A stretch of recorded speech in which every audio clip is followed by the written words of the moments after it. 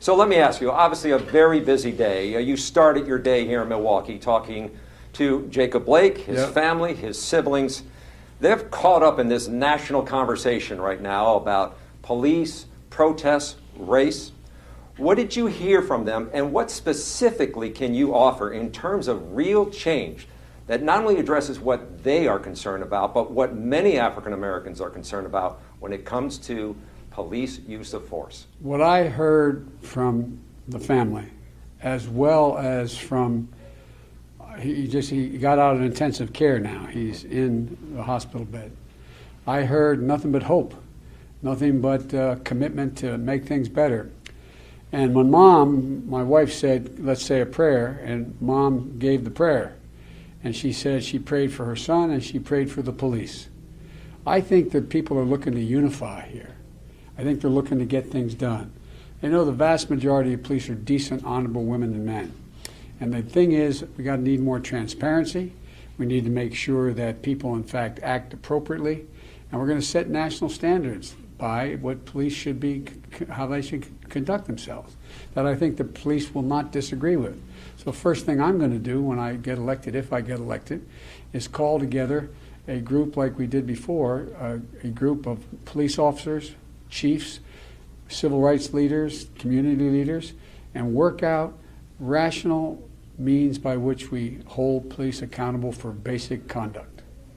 So when you look at what Portia said, the woman at the community, she says she doesn't want to hear words. She wants to see reform. Sure, she wants to see reform, and so do I. In the reform, I've laid out a detailed plan to how to reform, everything from making sure that there's no chokeholds all the way to making sure that there's transparency in the way in which things are investigated, and making sure that the public at large knows, and bring in citizen oversight as well, so that we know what's going on, so that they're part of the community.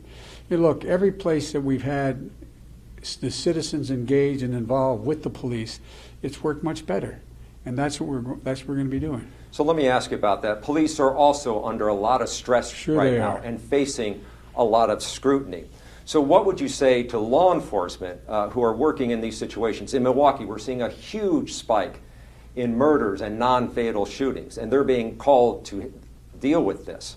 So how do you back the badge but still talk about reform and backing them? What presidents say matter.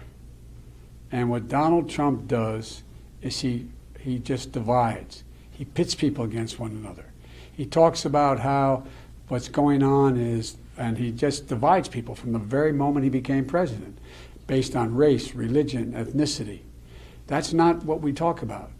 Presidents should be talking about bringing the country together. When I was vice president, the crime rate, violent crime, fell 15%. In Donald Trump's America, murder rates are up 26%. Not when we were there, because we brought people together. And the police, everybody puts on that badge in the morning for putting their life at risk. And they should be treated with respect and dignity and decency. But they're concerned about departments being, in this call for defunding police? Who's defunding? I don't call for defunding police. The only person who's defended the police is Trump. He's called for eliminating $500 million in local aid from the federal government. That's who's defunding police. That's who wants to defund them. I do not call for defunding police. Police need more help.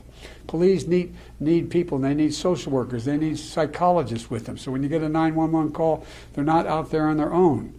Police need help. These are people who are decent, honorable women and men, the vast majority of whom feel as badly about bad cops as anybody else does. We saw Milwaukee County a year ago lead the nation by declaring racism a public health crisis. If you're elected president, would you declare racism a national public crisis? I don't have to declare it a national health crisis. It is. Everyone, look, here's what's happened. What's happened is sort of the blinders have been taken off the American public. They've seen what's happening now with institutional racism across the board. They're seeing that the vast majority of people who are dying and getting sick and dying from COVID are minorities, brown and black people. They're the very people who kept them safe in their homes. They're the very people who kept stocking the shelves. They're the first responders. They're the people who allowed for others to be able to live their lives safely. And there's a whole new appreciation for this. And I think, look, we have to do more than just talk about whether police are acting appropriately or not. We have to move in the direction of providing economic opportunity. We have to provide the ability for first-time home buyers to be able to get in the business, be able to buy a home. We have to get in a position to make sure that education is improved, that in the Title I schools, the poor schools, they get more money to make sure they have the teachers, have 3 and 4 or 5-year-olds in school. There's so much we can do, and I think the public's ready to do it. Mr. Vice President, we thank you for your time. Looking forward to more conversations. I'll be back.